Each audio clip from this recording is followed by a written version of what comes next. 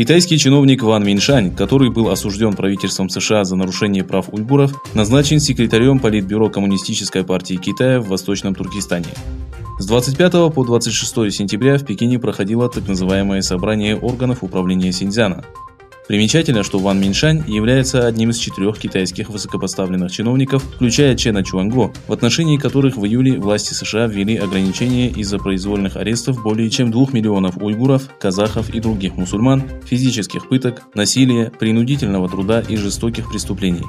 По данным Народной сети Китая, о его назначении было объявлено 29 сентября в ходе заседания регионального политического и правового комитета уйгурского региона. По мнению экспертов, вступление в должность Вана Миньшэня показало, что Коммунистическая партия Китая продолжит политику преследования в Восточном Туркестане и ее безрассудное отношение к Соединенным Штатам.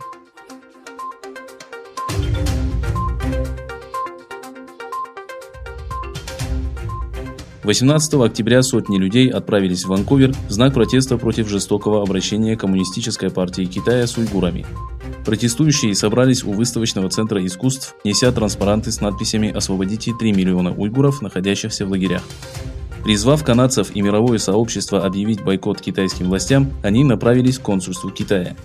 Как сообщает индийская газета Blooms, акция протеста была организована тибетской, китайской и уйгурской общинами при поддержке организации «Друзья Канады и Индии».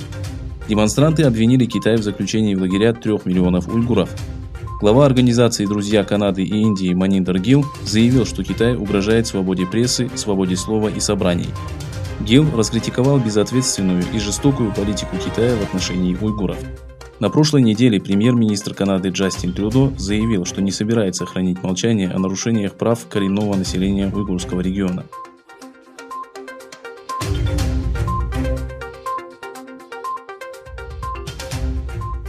Индийские военные сообщили, что китайский солдат был задержан за пересечение линии фактического контроля в районе Ладакх. В заявлении индийской армии отмечалось, что солдат Народно-освободительной армии Китая был задержан в районе Демчок. Китайская армия запросила у Индии информацию о местонахождении пропавшего солдата. Министерство обороны Индии сообщило, что после завершения необходимых процедур его передадут китайским военным в районе Чушул-Молдо. Китайскому солдату, пострадавшему от суровых климатических условий местности, была предоставлена медицинская помощь, включая кислород, еду и теплую одежду.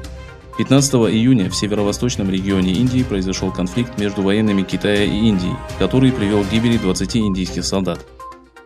Ситуация в горном районе накалилась после того, как в начале мая китайские солдаты вошли в Ладакх, установили свои палатки и военные посты.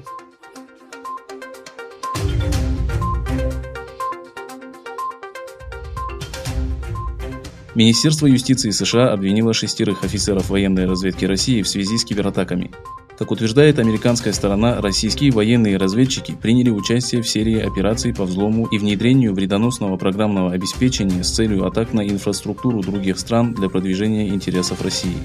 По утверждению американской стороны, кибератаки, в которых обвиняются сотрудники Главного разведывательного управления Российской Федерации, причинили ущерб на миллиарды долларов.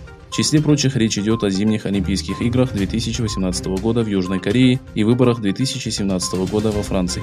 На счету подозреваемых также атака на британские следственные органы, изучающие обстоятельства отравления бывшего российского разведчика Сергея Скрипаля.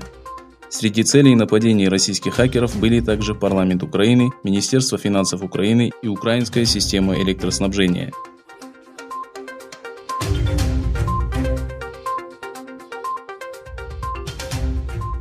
Нидерланды согласились выплатить Индонезии компенсацию, чтобы очистить пятно в колониальной истории страны.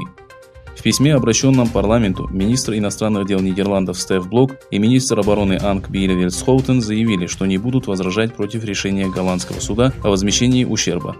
В письме указывается, что детям индонезийцев, убитых голландскими солдатами во время войны за независимость в 1946-1947 годах, будет выплачена компенсация в размере 5000 евро.